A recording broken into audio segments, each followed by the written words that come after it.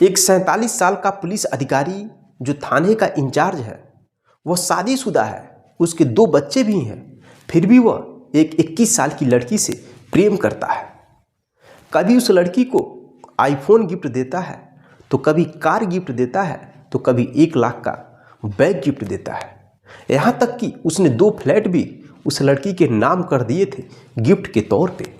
फिर दोस्तों, वो पुलिस अधिकारी उस लड़की से शादी करना चाहता था, लेकिन उस प्यार के बदले, उस शादी के लिए उसने अपनी जान गंवा दी।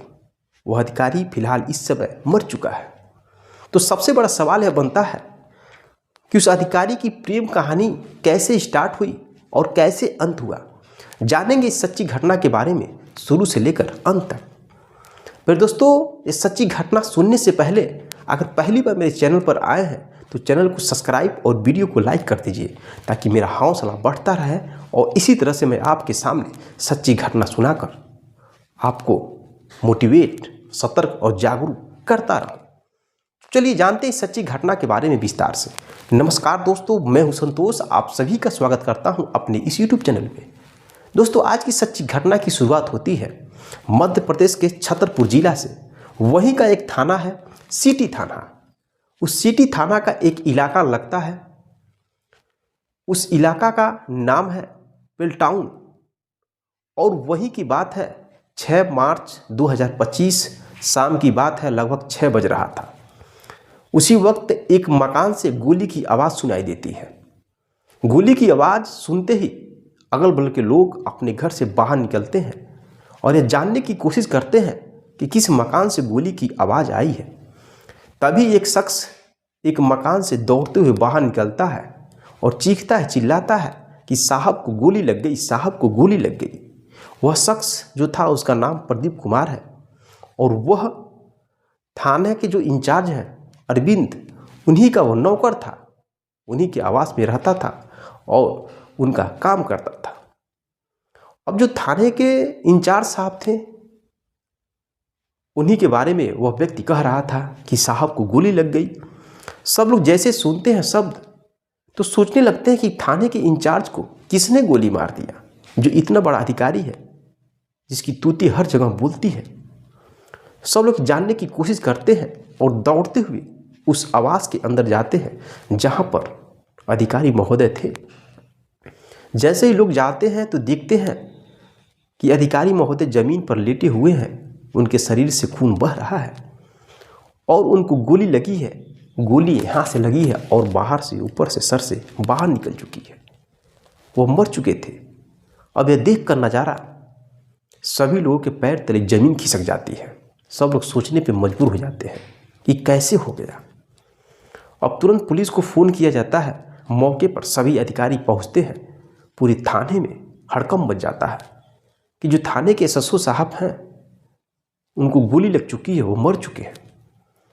अब भागे भागे बिना समय गंवाए ही सभी अधिकारी पहुंचते हैं और सबसे पहले उस अधिकारी महोदय की बॉडी को लेकर लोग अस्पताल पहुंचते हैं और वहां पर डॉक्टर उन्हें मृत्यु घोषित कर देता है।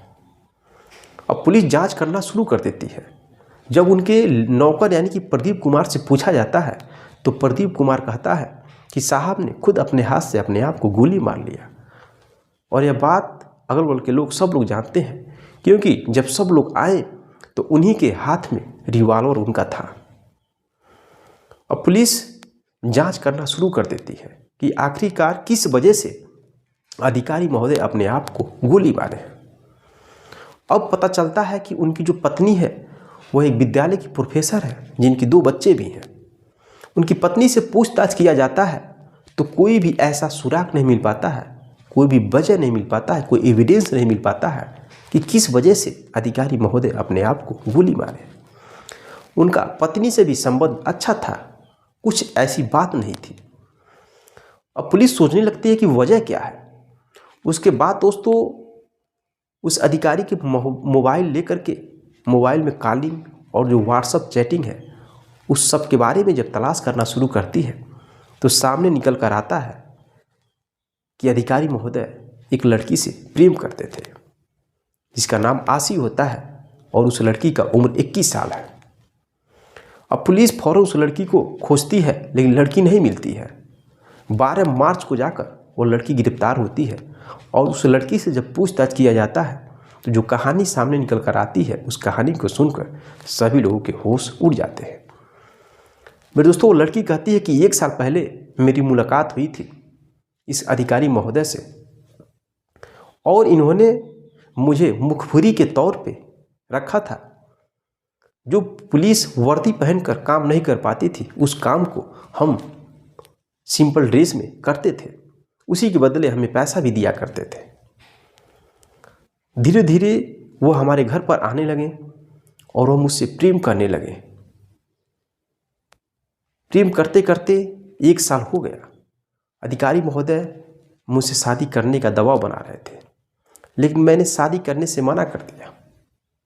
शायद इसी वजह से उन्होंने अपने आप को ख़त्म कर लिया हो। लेकिन दोस्तों, सामने कुछ और भी निकल कर आता है। दरअसल सच्चाई निकल कर यह आता है कि अधिकारी महोदय उस लड़की को महंगे महंगे गिफ्ट दिया करते थे। उस व्हाट्सएप के चैटिंग के जरिए सब सच्चाई निकल कर सामने आता है। कभी कार गिफ्ट देते थे, तो कभी आईफोन, कभी एप्पल मोबाइल देते थे, तो कभी 1 लाख का बैग दिया करते थे। यहाँ तक कि 2 फ्लैट भी उस लड़की के नाम कर दिए थे। चैटिंग से सब खुलासा होता है। और अधिकारी महोदय शादीशुदा होते हुए भी उस लड़की से इतना प्रेम करते थे कि शादी करने के लिए भी तैयार थे।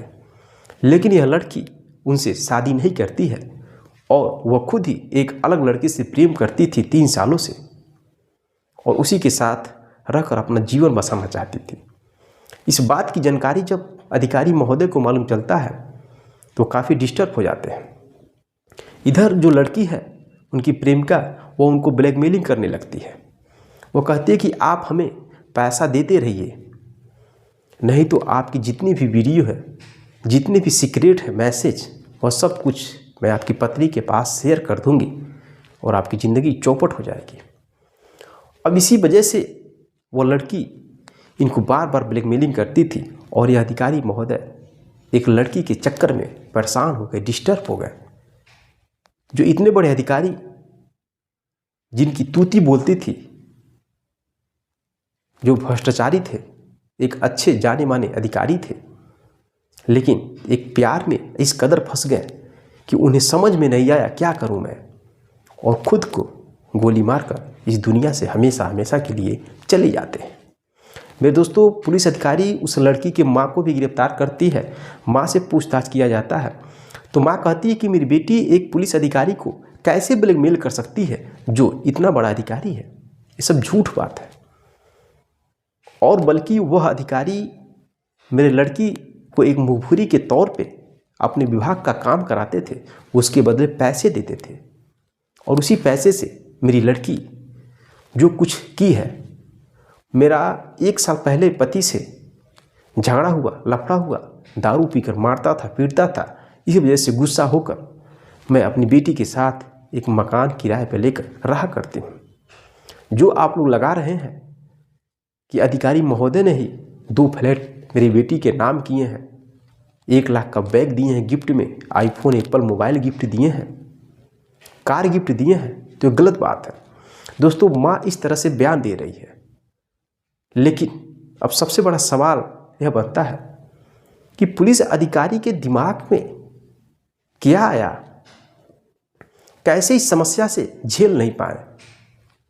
इतने बड़े अधिकारी जो कि हर एक समस्या का सलूशन निकालते थे, न जाने कितने लोगों का सलूशन निकाल करके अधिकारी का पद संभाल रहे थे, फिर अपने आप में जब इतनी बड़ी समस्या आती है तो इस समस्या से क्यों नहीं निकल पाए बाहर, क्यों अपने आप को खत्म कर लिए। इस बात पर आप क्या कहना चाहेंगे? मेरे दोस्तों, क्या सच में वो लड़की इस पुलिस अधिकारी को ब्लैकमेलिंग कर रही थी?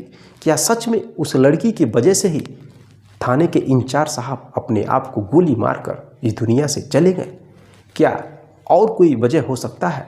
कमेंट बॉक्स में कमेंट जरूर करिएगा।